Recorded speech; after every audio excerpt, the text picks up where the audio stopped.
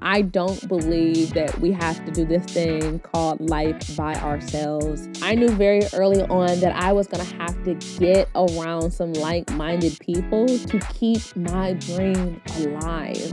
So I think having people that can support you, that can encourage you, that can be your cheerleader, that can champion you, that is the power of community. When a community is really special, it feels like family. And I want you to be a part of my family.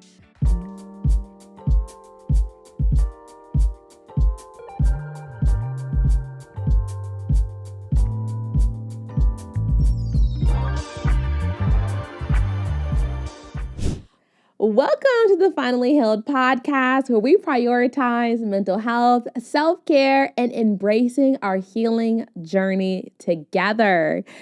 Today, we're talking about a very special topic, the power of community.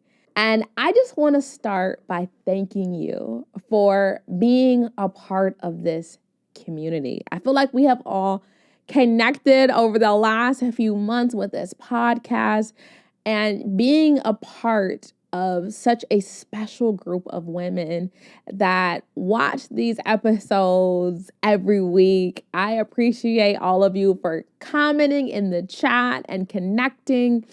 And I am a huge fan of community.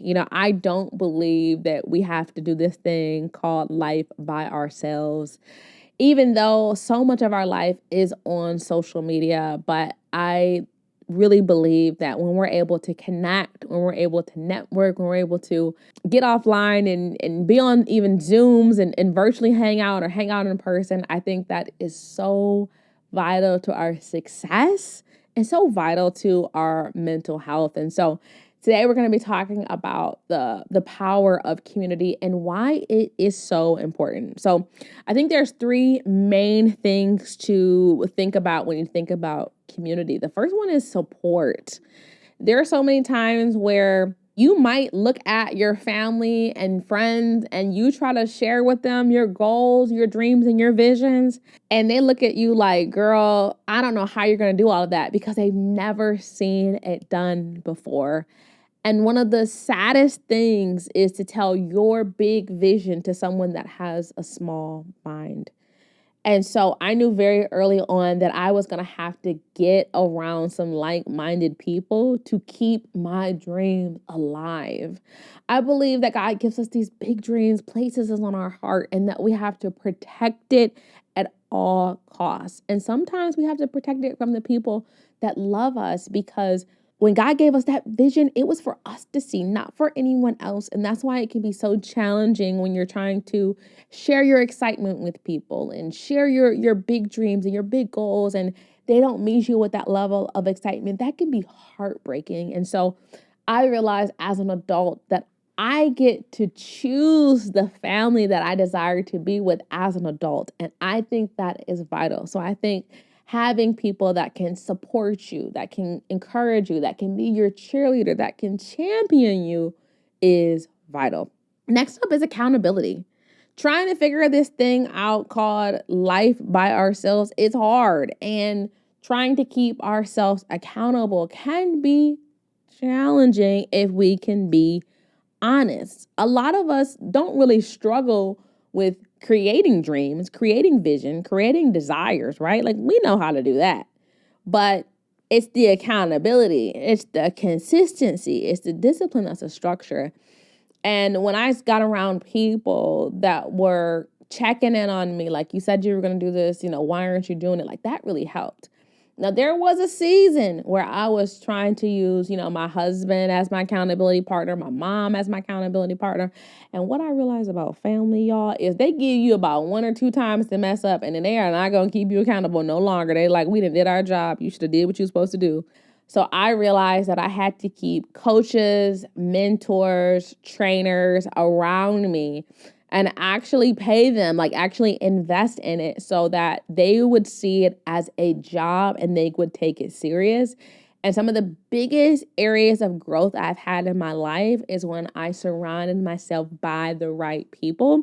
I think that is valuable. And last but not least, you have to have a new, fresh perspective. So you might have phenomenal ideas. Like you might come up with better ideas than anyone else in the entire world.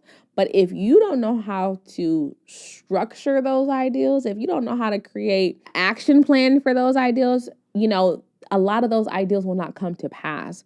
And so when I surround myself by like-minded people, I'm able to really go deeper, maybe think about stuff from a different perspective than I thought about, even kind of use them sometimes to be able to beta test different information before I put it out there. That is what happens in community. So when I think about the first community that I joined, I was in my mid-20s and I had just got married.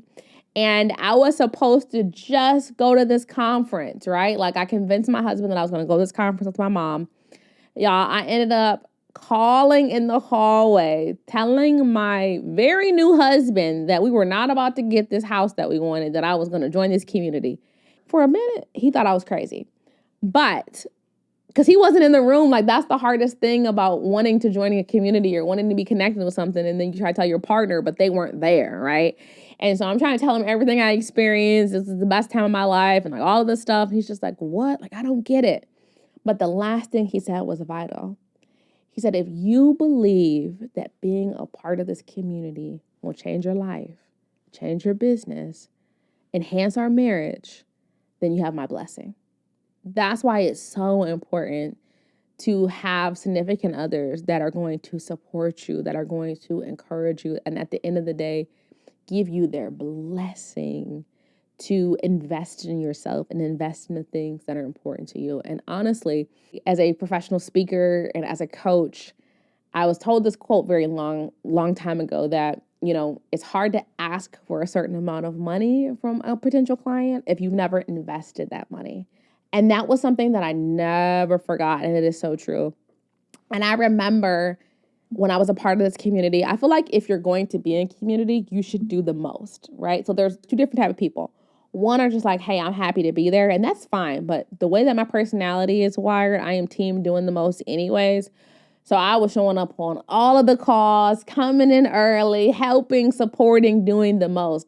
And you know what the amazing thing is? When you put that out in the atmosphere, it's going to come back to you. And when I think about the way that people support me and rock with me and the way that my team supports me and encourages me and shows up and does the most, they met me with the same energy that I was able to give to somebody else. That is the power of community and lifelong relationship. There were some people that I was in community with in different organizations, and the way in which that we've stayed in contact, the way in which one of us might have been going through something in our personal life and checking in, like that's one of the most beautiful things about social media. It allows us to put some eyes on people and bring them top of mind and connect and network and really build family. When a community is really special, it feels like family. And I want you to be a part of my family. I am creating the Finally Healed community on Patreon, and I am so excited. My team and I have been working so hard behind the scenes to create so many special moments that are going to go on this platform so that we can really have dialogue. I can take you behind the scenes in my life. There's so much content that has never made it to social media, never made it in this podcast, but I believe would be a blessing to your life. I know some of the videos would bring you pure joy.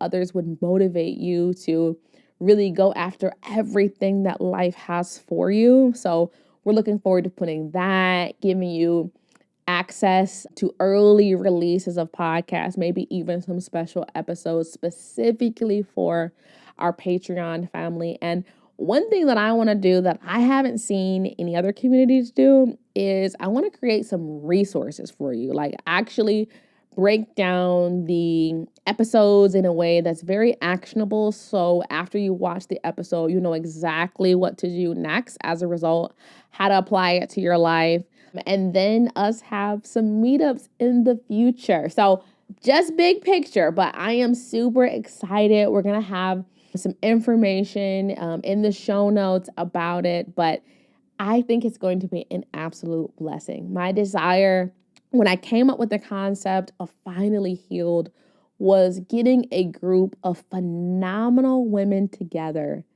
to prioritize their mental health and their well-being. For them to understand that they are important too, and their happiness and their peace and their joy deserves to be a priority. So I would absolutely love to have you be a part of my community and finally embrace your healing journey. Now we have to get to our healing moment where I give you an action item for what you can improve on this week. And I wanted you to evaluate the communities that you're in. I want you to think about, like, are they an asset to you? Have you gotten what you needed out of community? Are there certain communities that you need to join and be a part of? And then I want you to think about the community that you have, meaning like your family, your friends, the actual community that you live in. How are you contributing? What more can you do to serve your community?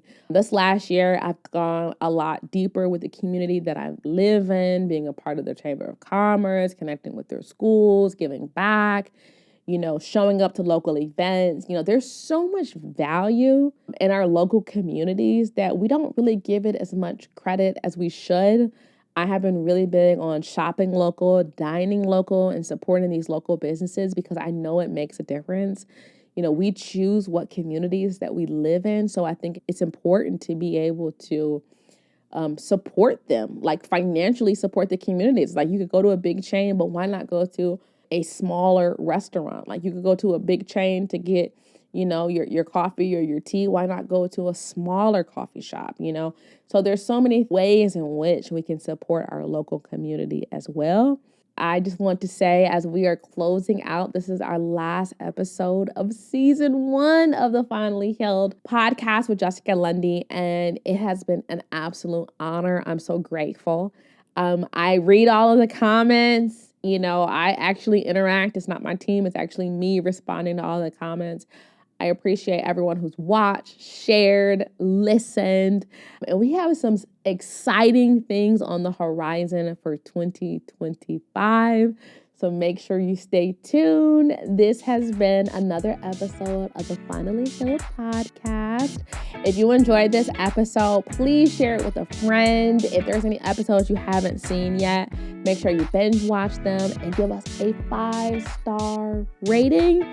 And take the time to leave a review. Reviews really, really help the podcast to be able to grow. And remember, you got this.